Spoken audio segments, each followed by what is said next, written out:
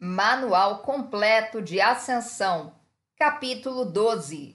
O Cristo Cósmico, o advento de Satya Sai Baba. Mãos que ajudam são mais santas que lábios que oram. Satya Sai Baba. Um grande mestre de nome Sri Satya Sai Baba vive na Índia em nosso tempo, tão glorioso em sua grandeza espiritual que as palavras não conseguem fazer-lhe justiça. Os milagres que Jesus Cristo realizou nos 3 últimos anos de sua vida, como ressuscitar mortos, transformar água em vinho e andar sobre as águas, Sai Baba vem fazendo há 65 anos. É difícil acreditar que um ser dessa magnitude, Sai Baba é o Cristo cósmico, esteja realmente vivendo na Terra. O Sr. Maitreya é o Cristo planetário.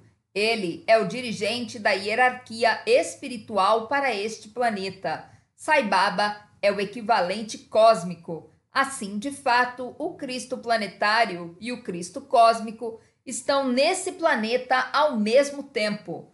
Na história da Terra e num sentido espiritual, não houve época melhor para se estar encarnado.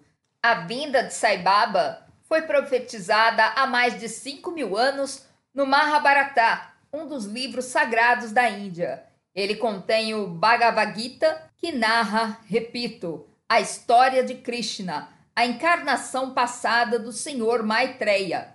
Nesse livro, Vishnu, um dos integrantes da trindade hindu formada por Brahma, Vishnu e Shiva, prevê uma era futura de declínio moral chamada Kali Yuga. Vishnu afirmou que nesse tempo, identificado com o atual período da história, retornaria como um grande avatar espiritual. Um avatar é um ser que já nasce com a perfeição divina. Nem Jesus nem Buda eram avatares no sentido em que defino o termo. Em outras palavras, um avatar não precisa se dedicar a nenhuma prática espiritual para alcançar a autorrealização, pois ele já nasce autorrealizado. Foi isso que aconteceu com Sai Baba. O Mahabharata e outras profecias antigas predisseram detalhadamente há mais de 5.000 anos as características específicas desse futuro avatar. Vou expor-lhes algumas dessas previsões. As profecias dizem que esse avatar seria baixo e que teria uma espessa e vasta cabeleira, que poderia materializar o que quisesse com o poder de sua mente, que já nasceria com todas as qualidades necessárias, que usaria uma túnica rubra, que adotaria o nome Verdade. O primeiro nome de Sai Baba é Satya, que em hindi significa verdade. Esse ser teria uma encarnação tríplice de avatar. Nasceria no sul da Índia, num corpo indiano e com o sinal do avatar na planta do pé. Seus pais seriam seguidores de Krishna. Ele seria totalmente divino e teria alcançado a plena realização em Deus. Além disso, seria onisciente e o ser vivo mais grandioso do mundo. Ele teria a capacidade de prolongar a vida e de estar em muitos lugares ao mesmo tempo.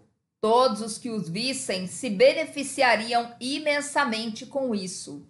Cada uma dessas profecias descreve perfeitamente Sai Baba. Em meus contatos e envolvimentos pessoais com instrutores espirituais, mestres, livros, caminhos espirituais e escolas de mistérios, jamais encontrei um ser com o poder e a grandiosidade de Sai Baba. Não tenho nenhum interesse pessoal em dizer isso, porque quase todo o meu trabalho está voltado para o ashram do segundo raio de Dijalku e de Kotumi. Nunca estive na Índia nem vi Sai Baba pessoalmente. Entretanto, tenho muitas experiências e encontros pessoais com ele, em sonhos e em meditações. Tudo que posso dizer é que toda pessoa que entrar em contato com Sai Baba jamais será a mesma. Isso eu asseguro. Com humildade e satisfação, quero agora contar-lhe algumas histórias da vida de Sai Baba e transmitir-lhe alguns dos seus ensinamentos. História sobre Sai Baba. Há tantas histórias incríveis sobre Sai Baba que é difícil saber por onde começar.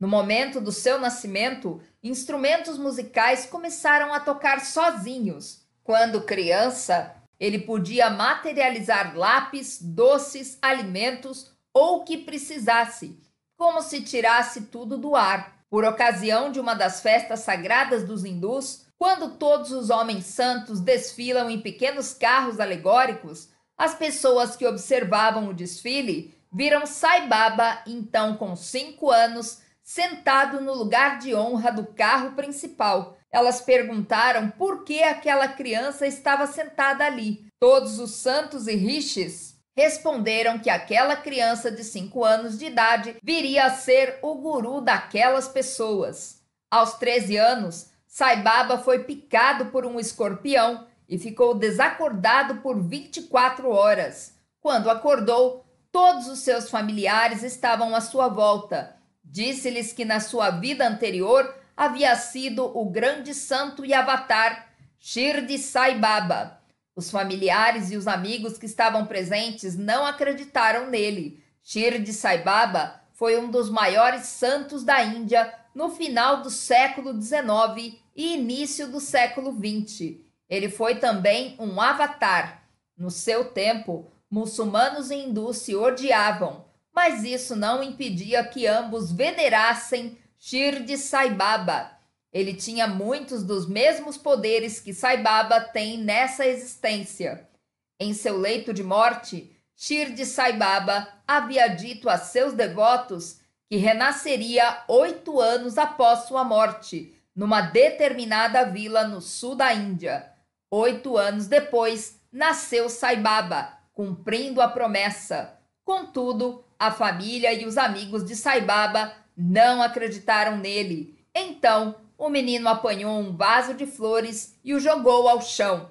Pedaços do vaso voaram por toda parte, e quando as flores caíram, formaram as palavras Shirdi Sai Baba.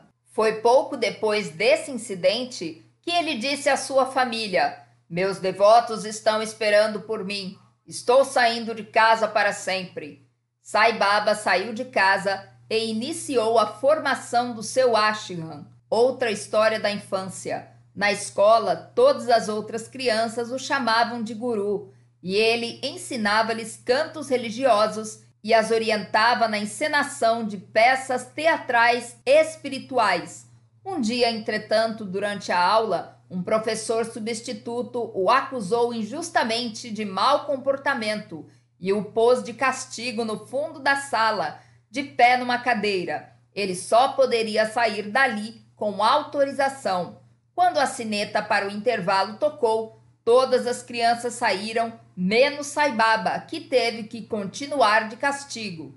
Enquanto isso, o professor permanecia sentado no seu lugar, na frente da sala, inexplicavelmente colado à cadeira. Ele tentava se levantar para ir à sua outra aula, mas não conseguia.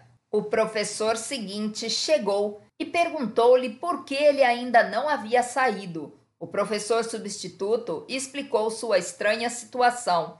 Foi então que o recém-chegado viu Sai Baba de pé na cadeira, bem no canto da sala, e entendeu o que havia acontecido, pois todos os professores conheciam seus poderes extraordinários. Ele disse para Sai Baba descer da cadeira. Quando Sai Baba desceu, o professor substituto pôde se soltar da sua cadeira.